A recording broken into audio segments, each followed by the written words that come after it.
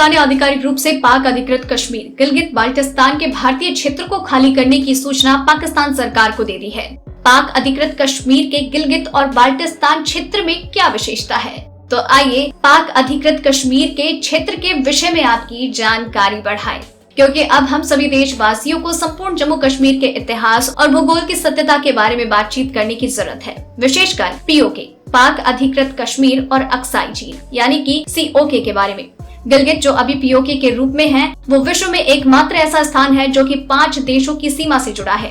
Afghanistan, Tajikistan जो कभी रसिया का हिस्सा हुआ करते थे, पाकिस्तान, भारत और तिब्बत, चाइना। वास्तव में जम्मू कश्मीर की इम्पोर्टेंस जम्मू के कारण नहीं, कश्मीर के कारण नहीं, लद्दाख के कारण नहीं, वास्तव में इसकी जो इम्पोर्टेंस है तो वो है गिलगित बाल्टिस्तान के कारण। अब तक ज्ञात इतिहास में भारत पर जितने भी आक्रमण हुए यूनानियों से लेकर आज तक, शक, हूण, कुषाण, मुगल, वो सारे गिलगित मार्ग से ही हुए।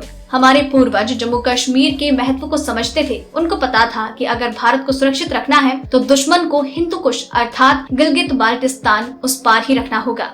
किसी समय इस गिलगित में अमेरिका बैठना चाहता था, ब्रिटेन अपना बेस गिलगित में बनाना चाहता था, रूस भी गिलगित में ही बैठना चाहता था। यहाँ तक कि पाकिस्तान ने सन 1965 में गिलगित क्षेत्र को रूस को देने का वादा तक कर लिया था।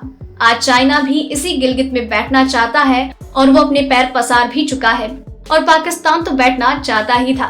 दुर्भाग्य से जिस गिलगित के महत्व को सारी दुनिया समझती है, जबकि एक ही देश के नेता उसको अपना नहीं मानते, जिसका वास्तव में गिलगित बाल्टिस्तान है, और वो देश है भारत। क्योंकि हमको इस बात की कल्पना तक नहीं है कि भारत को अगर सुरक्षित रहना है तो हमें गिलगित बाल्टिस्तान किसी भी हाल में चाहिए। आज जब हम आर्थिक शक्ति बनने की सोच रहे हैं, क्या आपको लगता है कि गिलगित से बाय रोड आप विश्व के अधिकांश कोनों में जा सकते हैं? गिलगित से बाय रोड 5000 किलोमीटर दुबई है, 1400 किलोमीटर दिल्ली है, 2800 किलोमीटर मुंबई है, 3500 किलोमीटर रूस है, चेन्नई 3800 किलोमीटर है, लंदन 8000 किलोमीटर है। जब हम सोने की चिड़िया थे तब हमारे सारे देशों में व्यापार इसी सिल्क मार्ग से चलता था।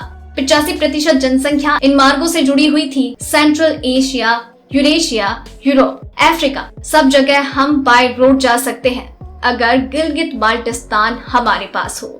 आज हम पाकिस्तान के सामने IPN, Iran, Pakistan, India gas line बिछाने के लिए गिड़गिड़ाते हैं। ये तापी की परियोजना है जो कभी पूरी नहीं होगी। अगर हमारे पास गिलगित होता तो गिलगित के आगे तजाकिस्तान था, हमें किसी के सामने हाथ फैलाने की जरूरत ही नहीं होती। हिमाचल की 10 बड़ी चोटियां हैं जो कि विश्व की 10 बड़ी चोटियों में से एक है, और ये सारी हमारी संपदा है, और इन 10 में से 8 गिलगित बाल्टिस्तान में है।